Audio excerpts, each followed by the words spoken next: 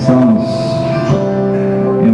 em algumas coisas, colocamos nas mãos de Deus, e às vezes nós pensamos, egoisticamente, que Deus esquece de nós.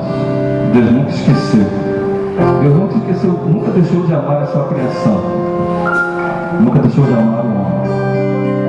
Nós, por causa da nossa pecaminosidade, por causa do nosso pecado, deixamos algumas coisas acontecerem em nossas vidas por orgulho, por soberba, por não ter tanta fé como deveríamos ter, e deixamos algumas coisas passarem por despercebido. Por exemplo, se eu fizer uma pergunta aqui, com certeza eu creio que todos levantariam a mão neste exato momento. Quem recebeu uma bênção hoje?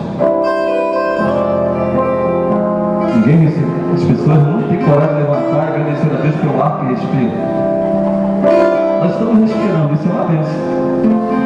Deus permitiu que nós estivéssemos aqui. Se Ele permitiu, Ele lembrou de nós. Porque muitas vezes há pessoas que estão morrendo em seu leito de dor, morrem nas suas casas.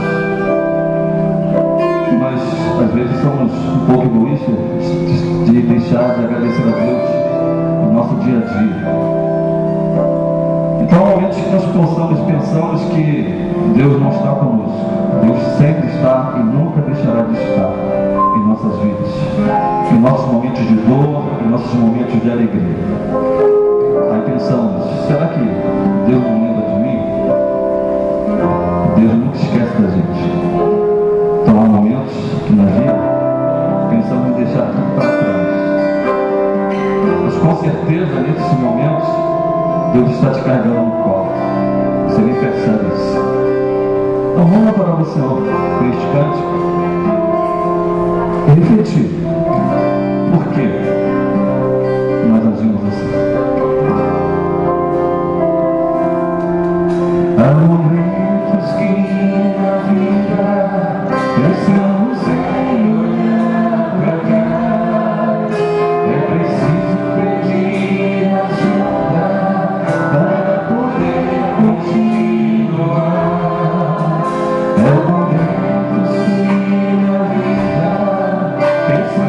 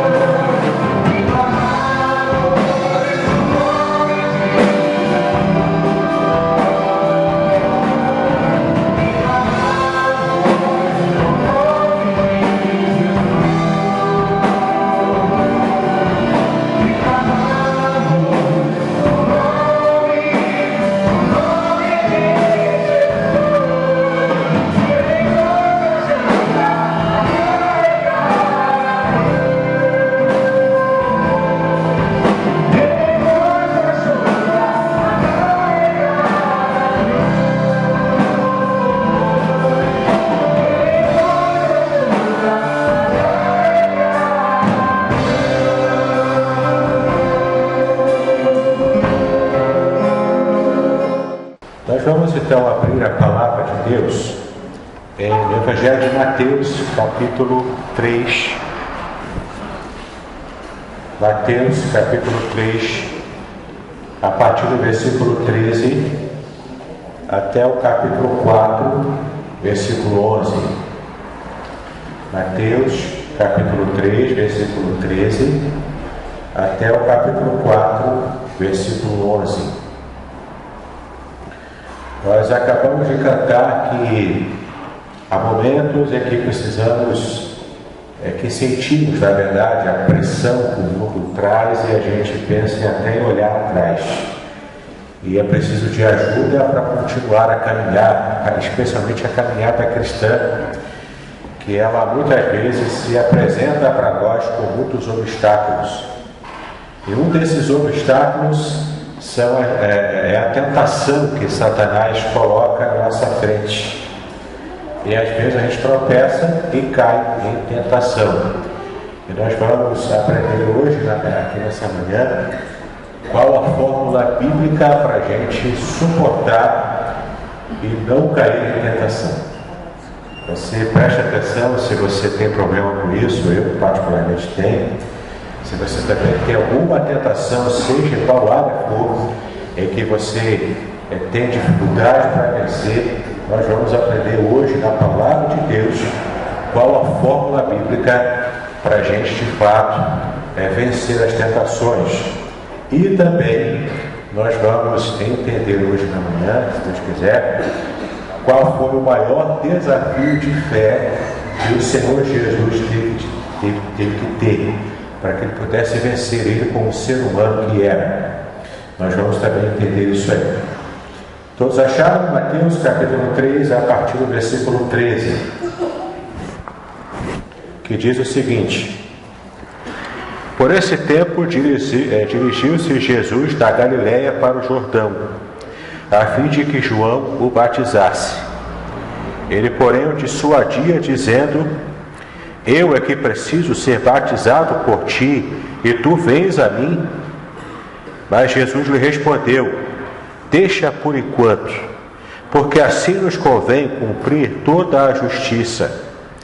Então ele o admitiu. Batizado Jesus, saiu logo da água. E eis que se lhe abriram os céus, e viu o Espírito de Deus descendo como pomba, vindo sobre ele. E eis uma voz dos céus que dizia: Este é o meu Filho amado, em quem me comprazo. A seguir foi Jesus levado pelo Espírito ao deserto, para ser tentado pelo diabo. E depois de jejuar 40 dias e 40 noites, teve fome. Então o tentador aproximou-se e lhe disse: Se és filho de Deus, manda que estas pedras se transformem em pães. Jesus, porém, respondeu: Está escrito: Não só de pão viverá o homem, mas de toda a palavra que procede da boca de Deus.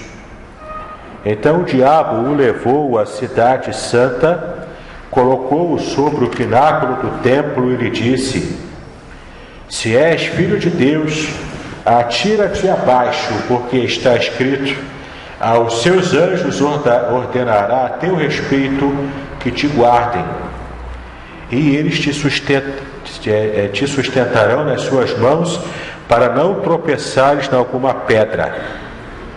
Respondeu-lhe Jesus: Também está escrito: Não tentarás o Senhor teu Deus. Levou ainda o diabo a um monte muito alto, mostrou-lhe todos os reinos do mundo e a glória deles. Ele disse: Tudo isto te darei, se prostrado me adorares.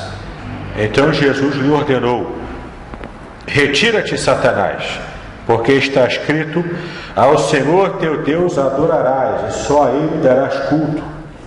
Com isto deixou o diabo, e eis que vieram anjos e o serviram.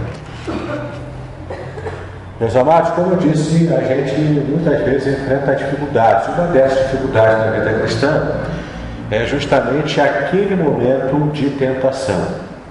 E a gente precisa entender como vencer isso. como que a gente vai conseguir suplantar aquele momento de tentação, de modo a gente não cair. Porque às vezes alguns cristãos, alguns irmãos pensam que entrar em tentação ou sofrer uma tentação já é pecado. E eu quero dizer muito claramente para vocês que não é pecado ainda.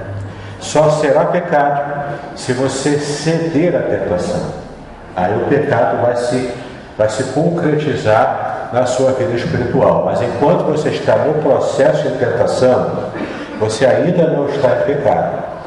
Você está sendo, na verdade, alvejado por Satanás para, quem sabe, você cair. Porque essa é a expectativa dele, que você esteja tropeçando e caindo em tentação naquelas armadilhas que ele cria para você. E a gente leu aqui um trecho em que Jesus também enfrentou isso. Nós sabemos que Jesus ele foi 100% Deus e também 100% homem. Jesus, durante o período em que ele esteve aqui na terra, em Filipenses 2, a gente entende ali que ele deixou em stand-by no céu algumas características divinas dele para que ele pudesse viver plenamente a sua humanidade aqui na terra. Portanto, Jesus viveu aqui conosco também 100% como ser humano e enfrentando todas as dificuldades que a gente enfrenta: cansaço, fome, dor, lutas pessoais, pressão psicológica, tudo isso ele sofreu como nós também sofremos. Mas tem uma diferença grandiosa que realmente fez com que Jesus tivesse vitórias: o fato de ele nunca ter pecado durante a sua vida. Então, qual foi o segredo dele para isso? Qual foi o segredo de Cristo para jamais ter sequer passado um pensamento pecaminoso na sua mente? Porque às vezes a nossa mente, a nossa carne é tão traiçoeira que, mesmo não querendo pecar, aquele pensamento assim vem como relâmpago em nossa mente, e quando a gente percebe, já pecamos em pensamento. Nem mesmo esse pensamento relâmpago e pecaminoso Jesus teve enquanto esteve conosco aqui em carne e osso. E eu fico me imaginando, fico perguntando como que ele conseguiu isso. Como que Jesus, como ser humano que era sujeito também às tentações, como que ele conseguiu não cair, nem sequer em um pequeno pensamento pecaminoso? Como que ele conseguiu isso? Ele tinha uma fórmula, e a gente vai aprender essa fórmula hoje. A gente vai ver aqui, em primeiro lugar, vamos começar a pensar sobre o capítulo 4, depois a gente volta naquele trecho do batismo de Jesus. Mas antes, eu quero chamar a atenção de vocês para o primeiro versículo do capítulo 4 de Mateus. Olha o que diz aí.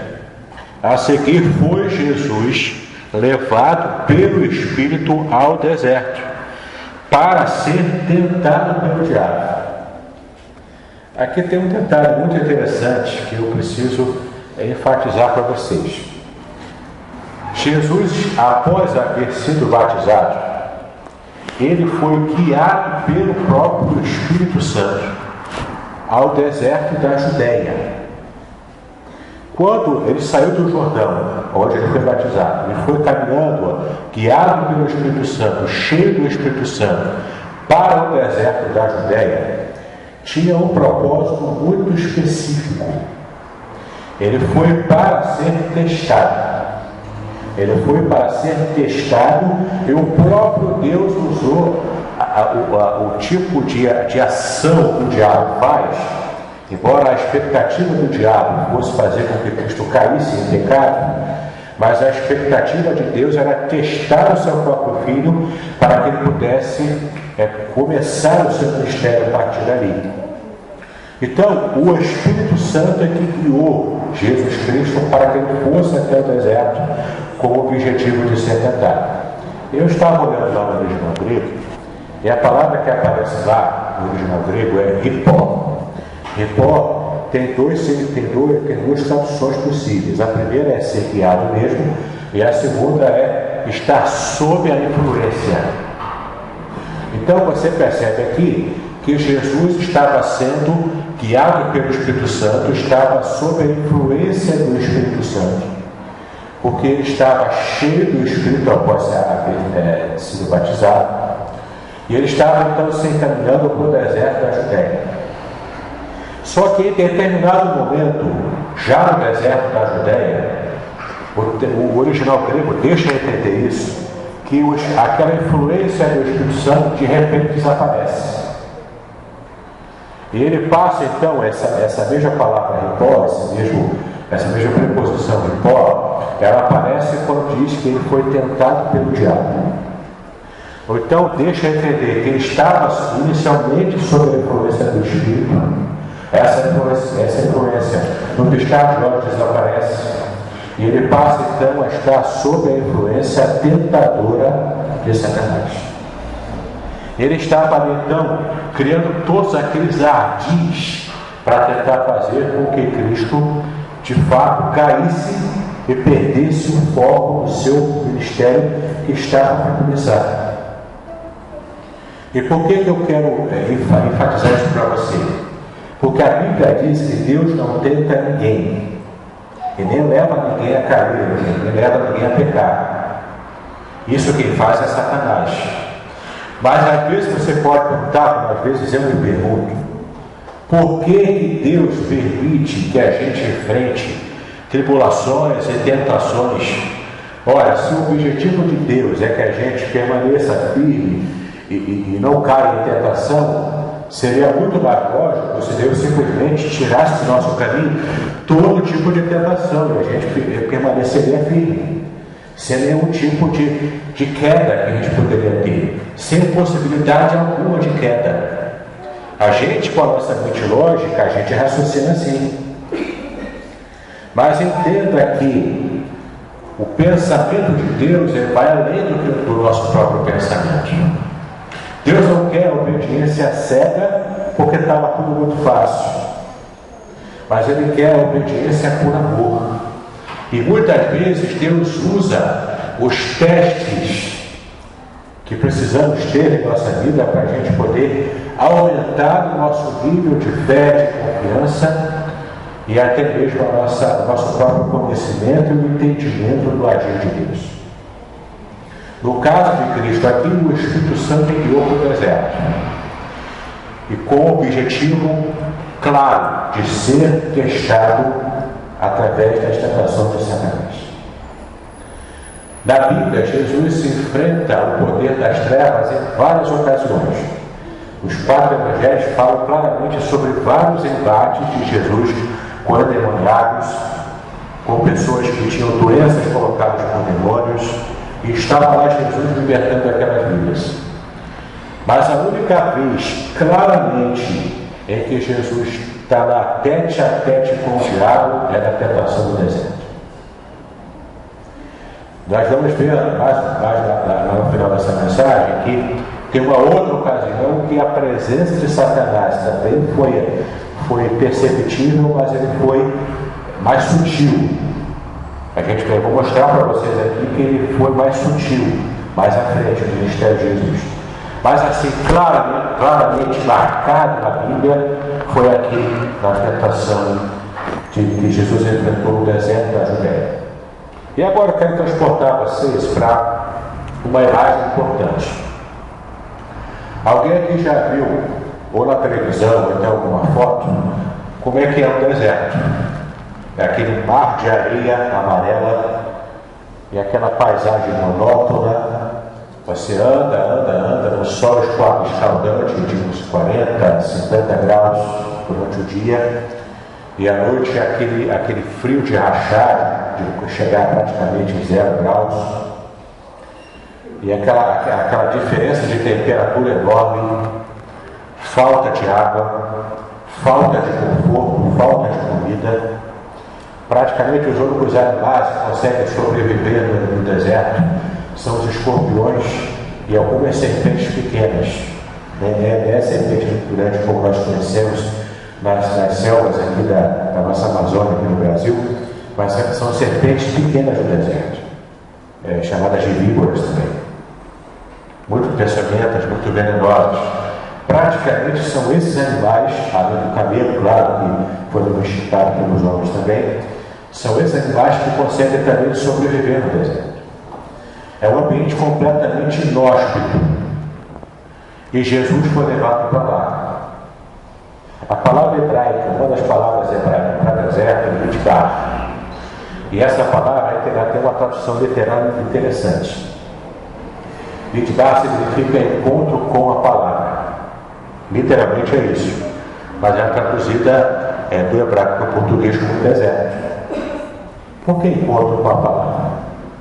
Aí então o beduíno explicou: olha, o deserto é um lugar tão silencioso que é só ali que você consegue de fato parar, descansar a mente para conseguir ouvir a voz de Deus. Porque fora do deserto você está correndo, você está trabalhando, você está se esforçando e não consegue ouvir Deus falando. Mas no deserto você praticamente não tem escolha, porque é você sozinho e Deus. Então Jesus foi levado para esse deserto. Agora feche os seus olhos e imagine comigo. Tenta imaginar na sua mente uma cena que eu vou escrever. Jesus estava 40 dias e 40 noites no deserto. Provavelmente ele tenha levado um alforjezinho com alguma água, porque sem água não se consegue viver. Mas comida ele não levou. Então estava Jesus passando fome por 40 dias e 40 noites, apenas com um pouco de água. Num deserto escaldante, todo amarelo, areia para tudo quanto é lado, algumas pedras, algumas rochas, durante 40 dias e 40 noites. Como estava a aparência de Jesus? Naquele mar de areia, como estava a aparência dele? Ele provavelmente estivesse com as suas barbas e os seus cabelos completamente tomados pela areia, o seu rosto sujo daquela poeira do deserto, suado, sem poder tomar banho durante esse tempo todo, com fome, fedendo, com muita dificuldade até para respirar e dar um passo por vez. Mas ele estava naquela situação, enfrentando o deserto. E de repente, naquela cena dantesca, aparece um anjo.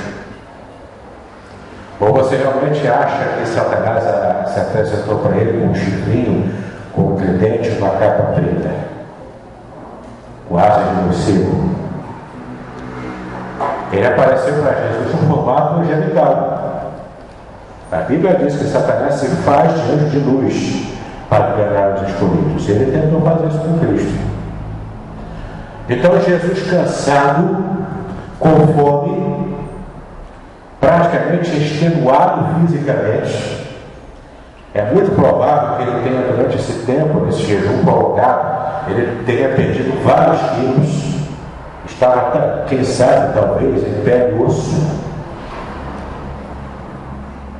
Mas naquela situação, Satanás se apresenta a ele como um anjo de luz. E qual é a primeira frase que Satanás fala para ele? Sem se revelar que era Satanás. Porque o objetivo dele era enganar o Senhor. Qual é a primeira palavra que ele fala? Sim. A primeira palavra que Satanás fala, tentando se passar como anjo de luz, é: se tu és o Filho de Deus. Sabe por que ele falou isso? Volta um pouquinho lá no capítulo 3 agora. Naquele momento, o batismo de Jesus, lá no Rio Jordão. Lá tinha água e abundância por causa do rio.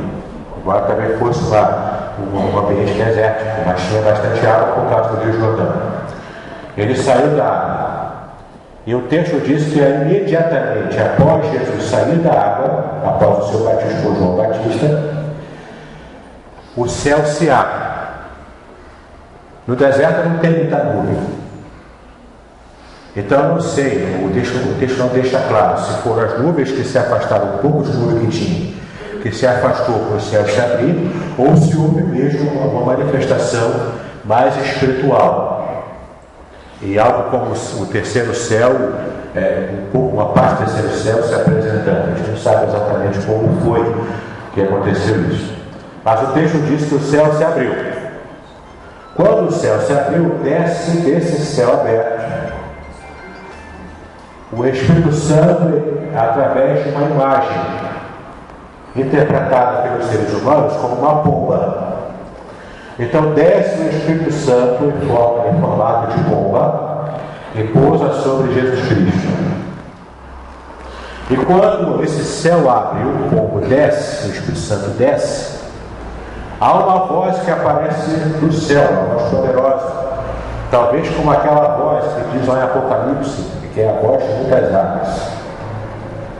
E você imagina essa cena também, Jesus ouvindo aquela voz junto com todos que estavam presentes: eis o meu filho amado em quem eu me comprazo.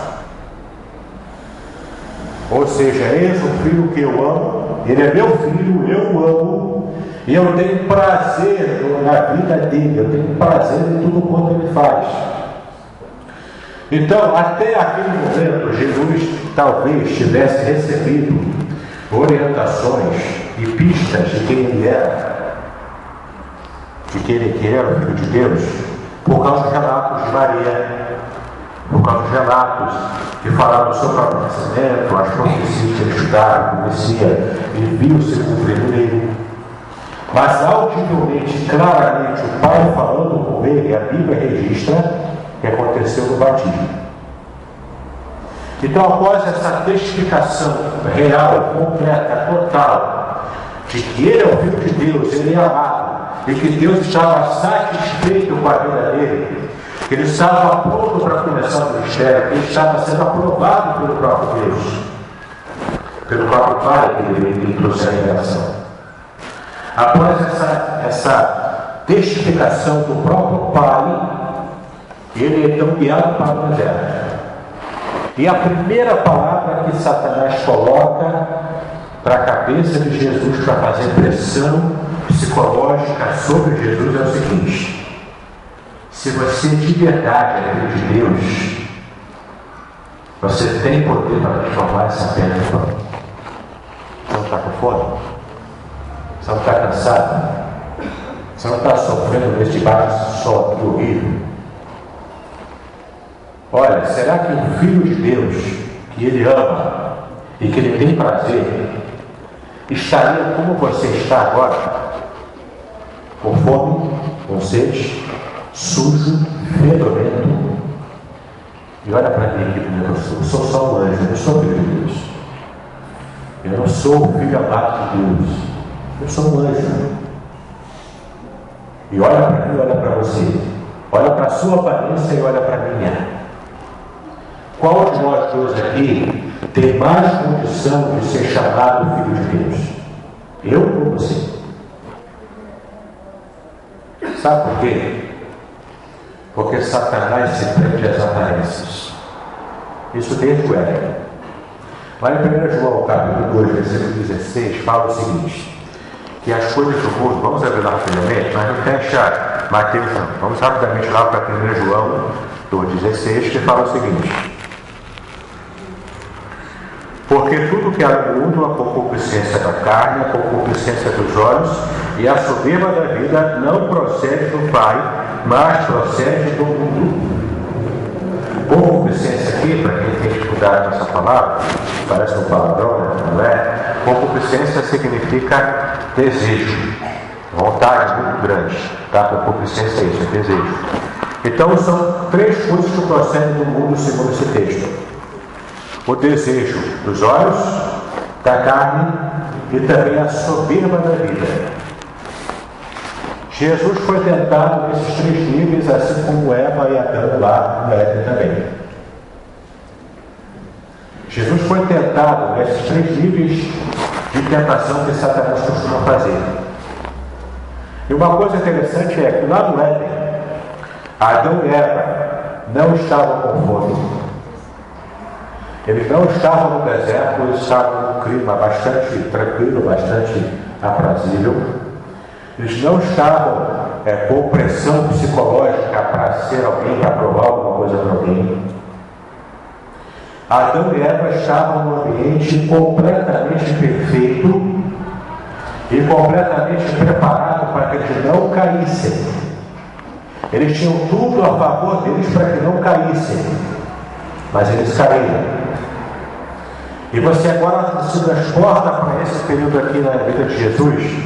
Ele estava no extremo oposto, ele estava num ambiente completamente hostil e completamente favorável à queda.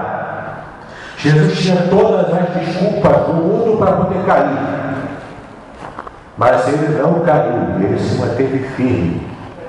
Apesar de sua fraqueza física, Jesus não se permitiu ser dominado em sua mente. O seu corpo estava frágil, mas a sua mente estava forte, estava firme, estava ali, em pé. E nesses 3 estágios aqui de tentação que Jesus enfrentou, Satanás o fez seguindo esse molde que ele também usou lá com Adão e Eva. Quando chegou para Eva, Satanás primeiro tentou ela com a concupiscência dos olhos. Está vendo esse fruto? Olha porque ele é bonito. Ela desejou com os olhos. O desejo dos olhos. Depois ele fez o seguinte: olha, você pega ele no corpo, você não vai morrer não. Pode comer.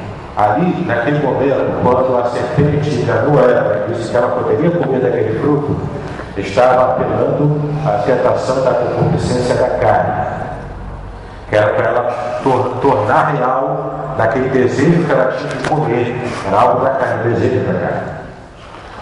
E depois Satanás também para Eva chegou e falou o seguinte: olha, você vai ser igual a Deus, se você comer você vai conhecer o bem e o mal, você vai ser igual a Deus, você não vai morrer, Deus mentiu para você. Então, quando ele falou assim, ele estava apelando para Eva a soberba da vida, porque ele fez com que Eva desejasse ser igual a Deus. Em Cristo, nós temos ali esses 3 estágios da tentação também, sendo que Jesus essencialmente já era Deus. Mas como Filipenses 2 diz, ele não se apegou a essa ideia, a essa condição divina dele, para que ele pudesse viver plenamente a sua humanidade.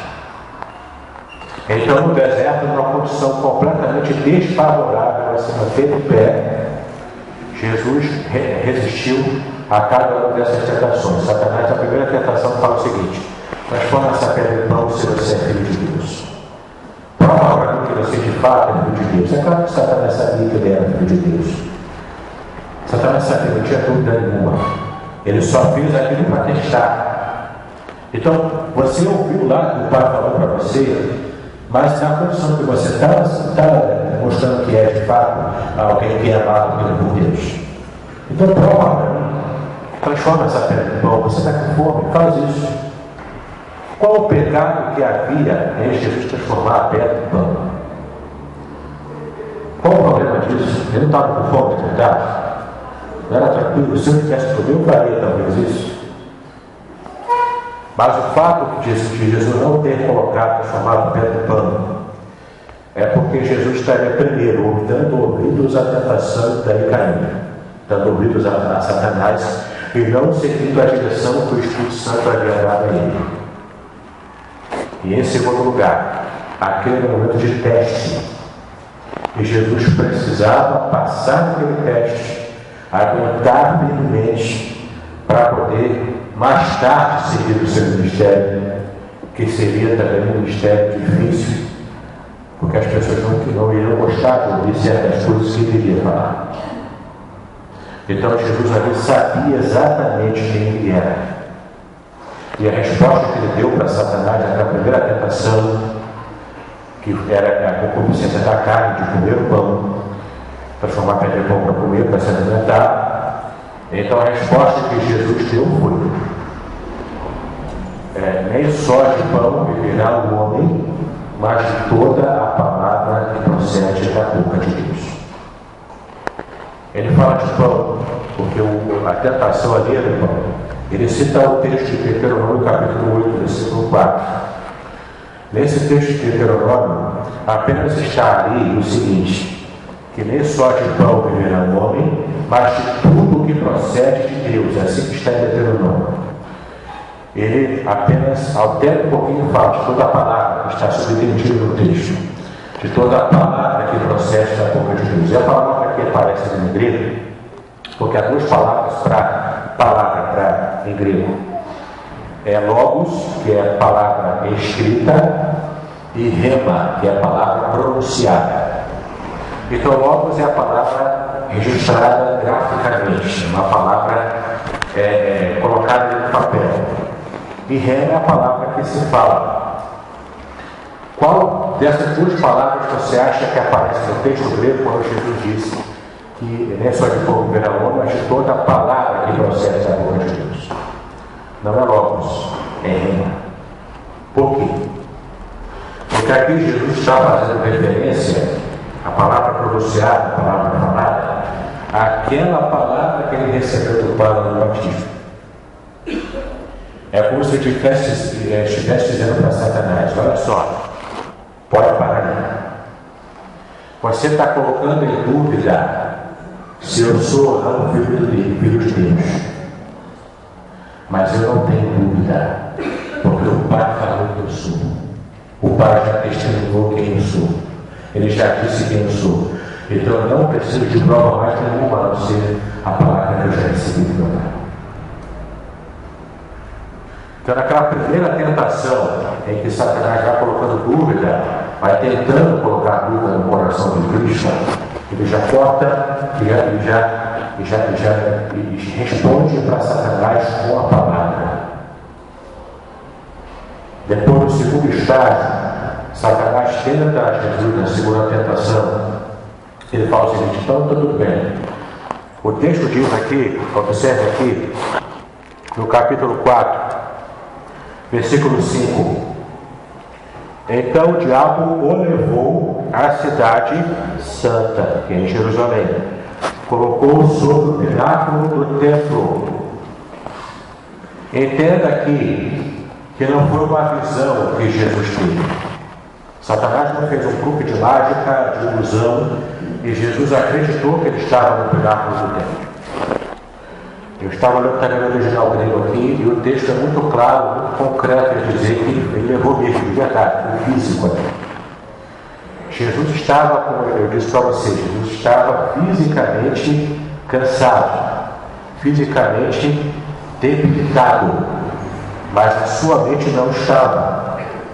Se Satanás tivesse feito um truque de ilusão para enganar Jesus, a ponto de Jesus achar que estava no pináculo do templo, embora estivesse no deserto, Satanás estaria então tendo poder sobre a mente de Cristo. Isso é contra a palavra, porque Cristo não se permitiu ser dominado na sua mente por Satanás. Então, de alguma forma, o texto é muito claro em dizer que Satanás de fato pegou Jesus e levou no pináculo do templo.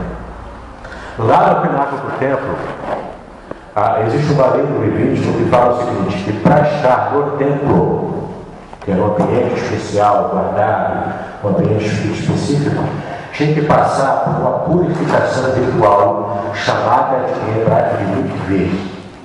O mikvê era um banho ritual. Tanto lavar as mãos como tomar o banho completamente. Tinha que estar limpo, puro, para poder estar naquele ambiente santo. A cidade era santa, Jerusalém, e o templo era santo. Então, quando Satanás, de alguma forma, consegue pegar Jesus e levar fisicamente no pináculo do templo, ele estava induzindo Jesus a entender que ele estava impuro, que ele era a pessoa errada no lugar errado. Porque ele estava no pináculo do templo, sujo, mal cheiroso, e naquela situação deplorável fisicamente falando. Então Satanás fala o seguinte: olha só, eu te trouxe aqui para o pináculo do templo, está entendendo onde você está? No pináculo do templo era em cima de um telhado onde ficava embaixo do sinédrio, dentro do ambiente do templo. Naquele ambiente onde ele estava, tinha 3 entradas. A primeira é a entrada dos pobres, que era lá pobre de Jerusalém, que entrava por uma porta maior. Do lado era assim, o templo era um retângulo assim, né? Então a entrada dos pobres era aqui e do lado tinha 2 entradas. A entrada, logo na porta dos pobres, era a entrada dos sacerdotes e fariseus. E depois aqui, um pouco mais para cá, a entrada dos ricos. Então eram 3 entradas diferentes. Aonde Jesus estava, o Satanás levou Jesus no pináculo do templo, todo mundo que estava ali poderia vê-lo se ele se jogasse. Se ele atendesse à sugestão de Satanás, de fazer o seguinte: olha só, rapaz, você está sujo no lugar santo. Você não poderia estar aqui. Se você fosse mesmo filho de Deus, você estaria aqui de um modo diferente, estaria aqui pelo menos limpo. Então faz um favor para todo mundo aqui e se joga aqui. Porque você vai provar para todo mundo que está vendo você aqui, nesse estado que você está, você vai provar para todo mundo que você de fato é filho de Deus. Porque a Bíblia diz no Salmo 91 que quando você se jogar, se o Filho de Deus se jogar, os anjos vão cuidar dele. Se você fizer isso, os anjos vão vir ao seu socorro e vão cuidar de você. Aí não vai ter dúvida para ninguém, todo mundo vai saber, não, de fato, ele é o Filho de Deus. Era uma armadilha. E Jesus novamente entendeu qual era a atuação de Satanás. Ele estava, repito, fisicamente debilitado, mas mentalmente ele estava lúcido, ele estava firme. Ele percebeu a cilada e ele falou: não tentarás o Senhor teu Deus. Não vai tentar o Senhor teu Deus. Eu não vou forçar uma barra para as pessoas entenderem que eu sou filho de Deus, eu não preciso disso. O Pai falou que eu sou e está acabado, não preciso de mais prova nenhuma. Jesus sabia que ele era na essência, embora na aparência ele estivesse debilitado. E na terceira tentação, Satanás então tenta Jesus na soberba da vida. E ele fala assim para Jesus: olha só, então tá bom. Levou Jesus para um lugar ainda alto, mostrou toda a cidade. Claro que isso é uma hipérbole, né? É um exagero, não dá para ver toda a cidade, mas dava para ver uma amostra do que era essa riqueza que Satanás tinha controle. Mostrou tudo para ele e falou o seguinte: olha só, eu vou rasgar o governo aqui, vou mostrar de fato quem eu sou, você já sabe quem eu sou da verdade. Então eu sou Satanás mesmo, eu quero adoração. Se você por um minutinho só um minutinho, se prostrar e me adorar, eu vou facilitar a tua vida. Esquece deserto, esquece luta, esquece morte da cruz, esquece tudo. Você vai ter facilidade, vai ter riqueza, porque eu posso te dar isso. Então Jesus percebeu isso e respondeu novamente com uma palavra. Ele falou o seguinte: olha só, somente ao Senhor teu Deus adorarás, somente a Ele você vai dar culto. Você pode me tentar para eu pegar alguma carne, você pode me tentar para me fazer mostrar para todo mundo que eu sou quem de fato eu sou na essência. A minha aparência não demonstra quem eu sou, mas eu sei que eu sou na essência. E uma coisa que é a chave e é o segredo. Agora você guarda aquilo que eu vou te falar agora. Esse é o segredo. Jesus tinha relacionamento com o Pai. Ele conhecia o Pai. Jesus sabia que o Pai não o deixaria na mão. Guarda isso no seu coração. Tudo na sua vida, aparentemente falando, aparentemente na sua vida pode estar desgregolando de nova em nova. Você pode estar devendo a Deus o mundo, você pode estar doente, você pode estar com problema de família, está enfrentando uma situação complicadíssima na sua vida. Quem olha para você, mas esse é filho de Deus, ele é servo de Deus, olha como é que ele está. Eu que sou ateu, eu que sou macumbeiro, eu que sou que não tenho nada a ver, não tenho vida espiritual com Deus, eu tenho uma vida melhor que a dele. Meu dinheiro está aqui no meu bolso. Minha vida familiar está lá é equilibrado, meu emprego é bom, eu estou com saúde. As pessoas podem até olhar para a sua aparência e dizer: esse cara, essa mulher não é filho de Deus, ele está perdendo tempo servindo a Deus na igreja. Ele está perdendo tempo indo todo domingo lá, em vez de aproveitar o sol para ir para a praia e ir para a igreja. As pessoas podem falar isso para você, mas você não precisa dar ouvidos a essas pessoas.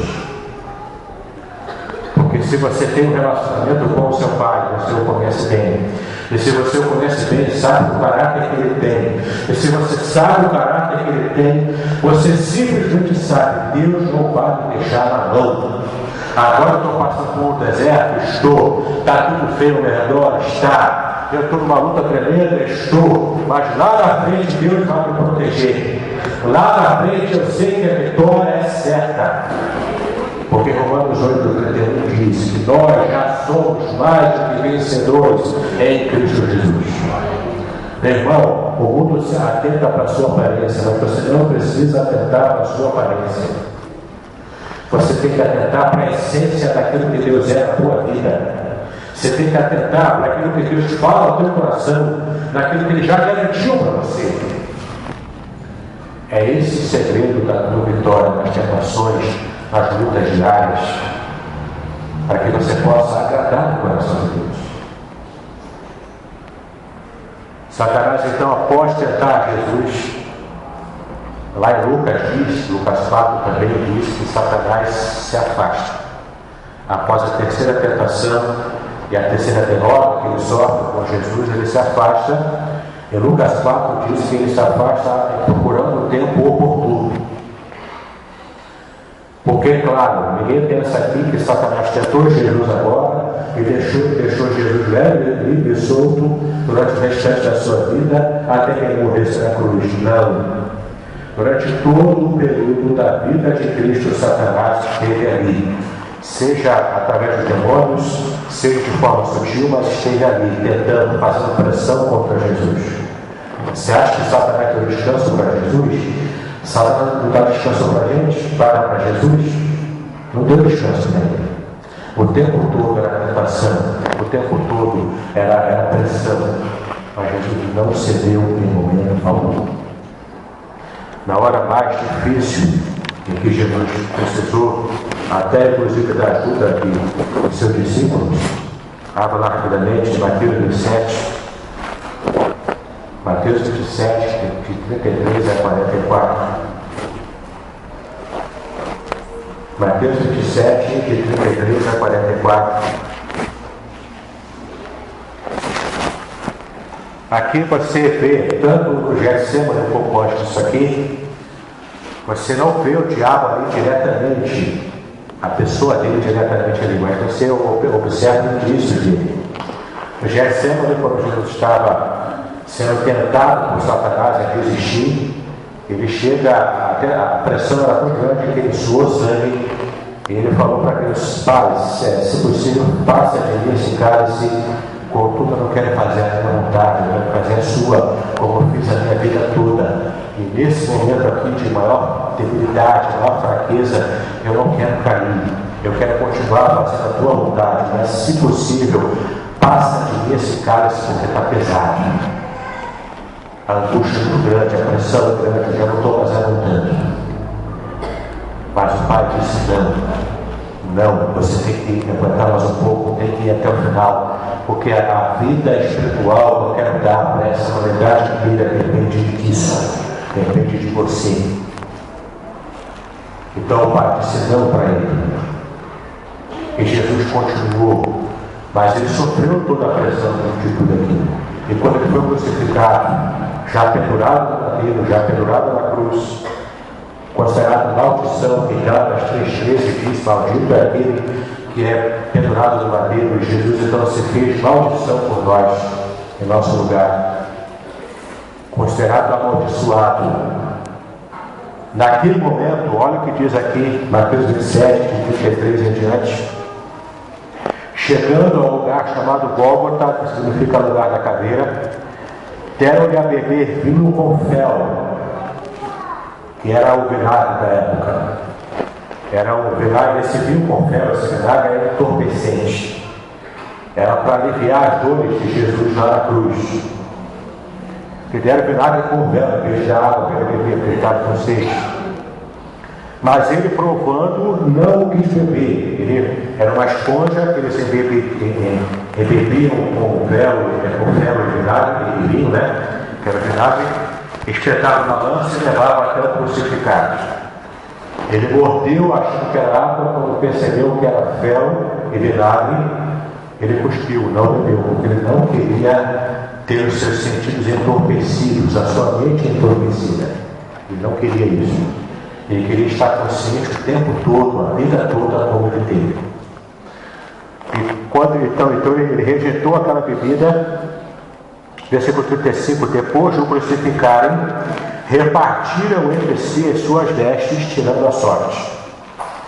Por cima da sua cabeça puseram escrita a sua acusação: este é Jesus, o Rei dos Judeus.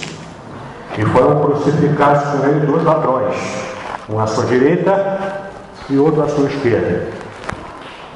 Os que iam passando, agora você percebe aqui a voz de Satanás, não claramente ele falando, mas você percebe a voz dele através do que aquelas pessoas falavam.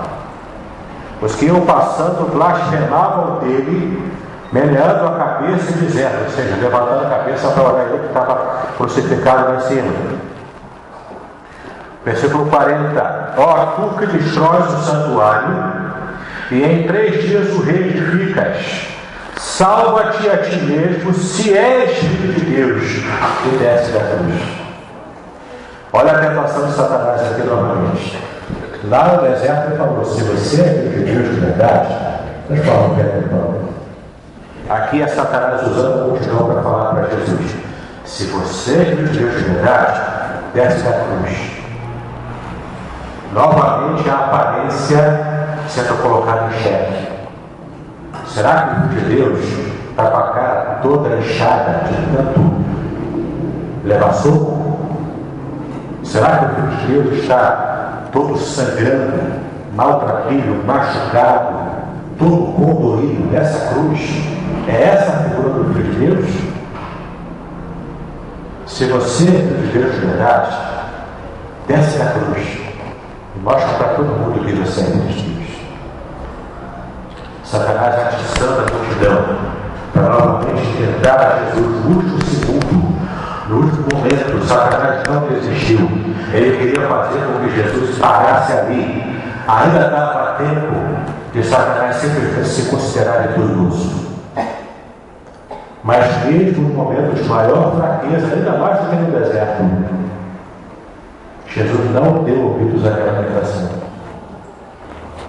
Versículo 41, de igual modo os principais sacerdotes, com os escribas e anciãos, escarnecendo, diziam: salva os outros, a si mesmo se pode salvar, a si mesmo não pode salvar-se.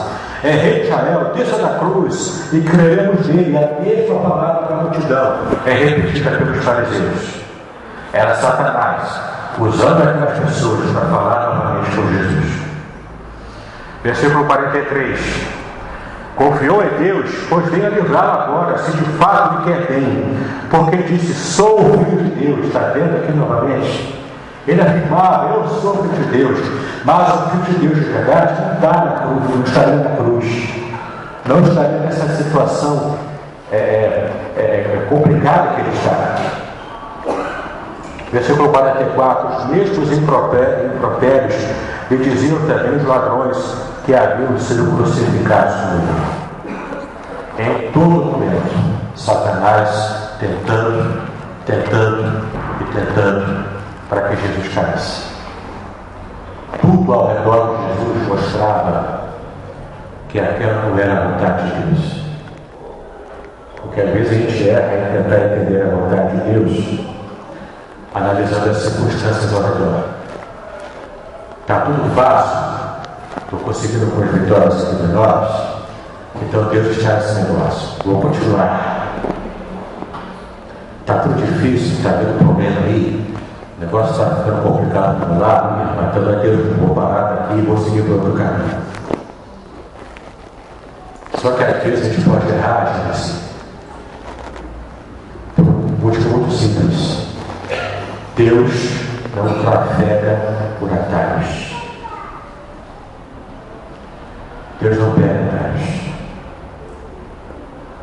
Você observa na Bíblia, todas as ocasiões em que existia que os seres humanos buscaram atalhos, se deram mal. Deus prometeu para Abraão: olha, você vai ter um filho legítimo com a sua esposa. 20 anos se passaram, nada de Isaac nasceu. Aí Sara chega para Abraão e fala: vamos dar o jeitinho aqui, vamos pegar um atalho, tome com H aí. E o que nascer daí é ser filho, pronto, como se fosse eu dando a luz.